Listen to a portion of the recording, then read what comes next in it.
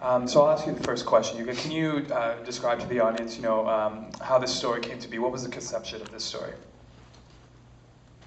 I was thinking, whose story should I tell when I was planning to make a new film.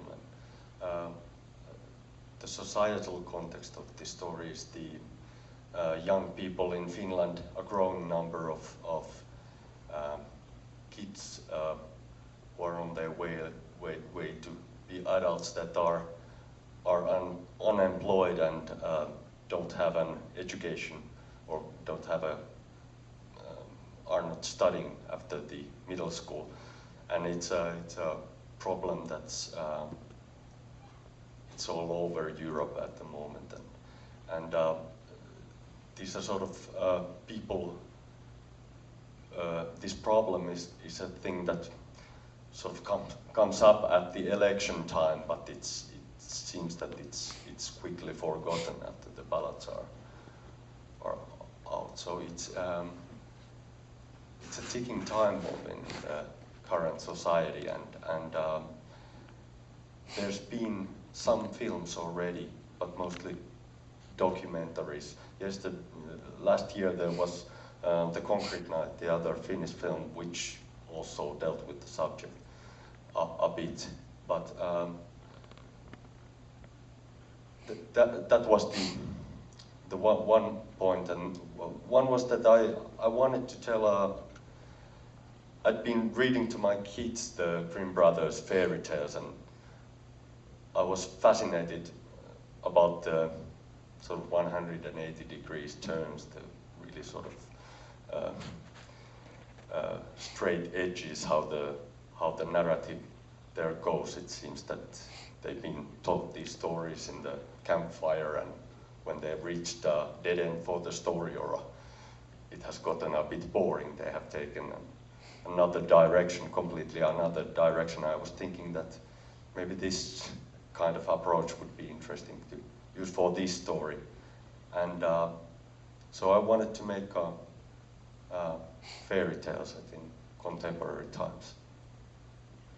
Thank you. Do you have any questions from the audience? Yeah, go ahead. From start to finish, how long did this project take you? This was rather short project. The situation was that after my first film, this is my second film, I had been working on a historical project, which was a more expensive film which is 3 million. It's not a lot here, but it's in Finnish scale. It was, or Europe, it's hard to finance an art house film in that budget range. But it had taken 3 years to work on that. I'd written 11 versions of the script, and scouted locations and rehearsed with the actors, and I was preparing the film for quite a while and did an extensive research, and it was the second time the start of the film was postponed, and I had this sort of 2 hours complete blackness that came after the phone call that it's now postponed, and after that, when the light started to a little bit grow, I collected my crumbles and started to think that now I gotta pay next month's rent, and started writing it, and I wrote the first treatment quite quickly, in a couple of days, and it seemed to come very easily in that kind of financial pressure, but and that was 2012, and we shot it 2013, so it's exceptionally short process. It's not a very expensive film. It's under the mid-level budget, even in Finland, but still the money came quickly for it. I think it was a good for this kind of film to have I think it brought a lot of sort of rawness, which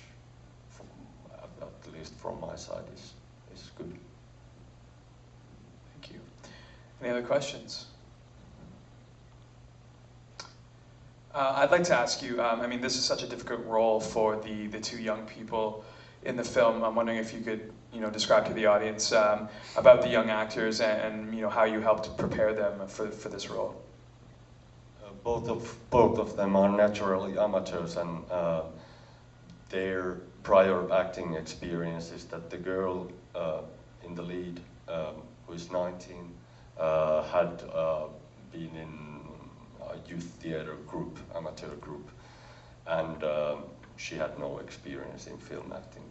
And the boy playing Joni, he's 21, and he had acted once before in a medium-length film called The Painting Sellers, which won in Cannes in a Fondation a couple of years ago, won the main prize there.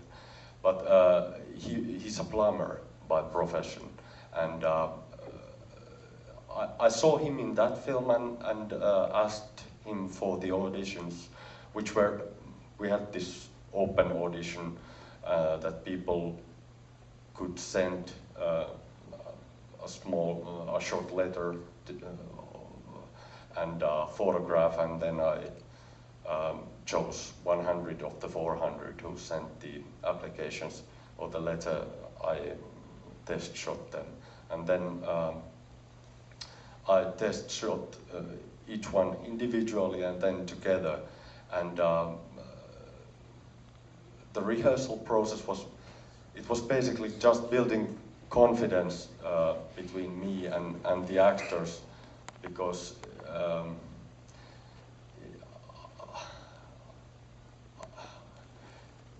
we read the script together. We talked about things that very openly, that what are there, and then we rehearsed. We improvised a bit. I altered some scenes after the improvisation, but it was basically just getting to know each other and them doing sort of very practical things like the stunts, trying the jumping from high and the fighting stunts and so on. Thank you. Yes, go ahead. Could you talk a little bit about the men that came and captured them and then I think terrorized them and then I think tied them up and so forth? What is the meaning of them in the context of Finland and your film?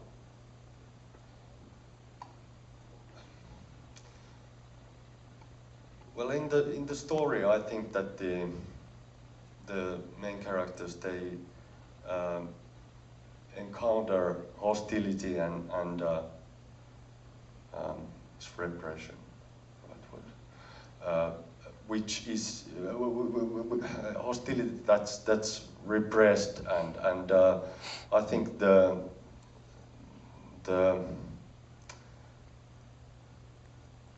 they need to confront I had to make the hostility that is there in the society, in their surroundings, visible.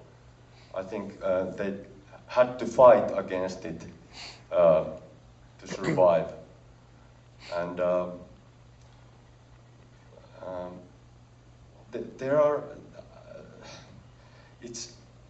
there is also, I mean, it's like in the Grimm brothers fairy tales. They sort of have to go through the darkest place in order to find the treasure or themselves or the happy end. And I mean, when I was writing the story, that was sort of the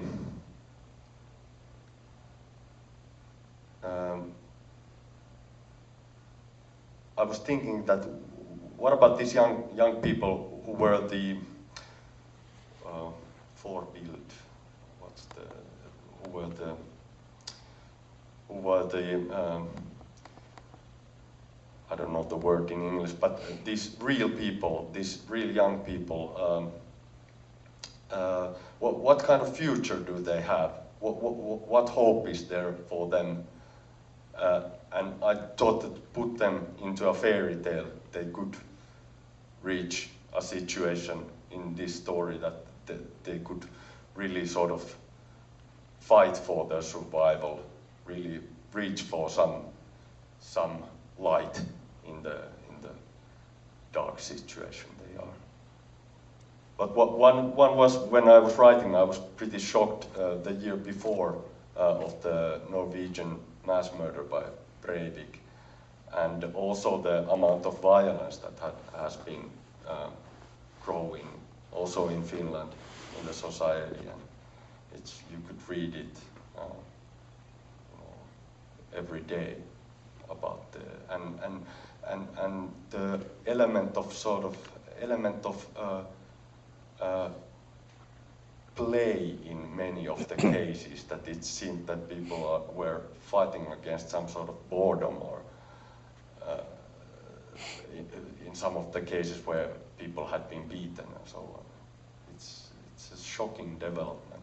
But I mean, in Finland, the situation is that the mental health care was cut back in 90, when there was a big recession in the early 90s, and it was never recovered.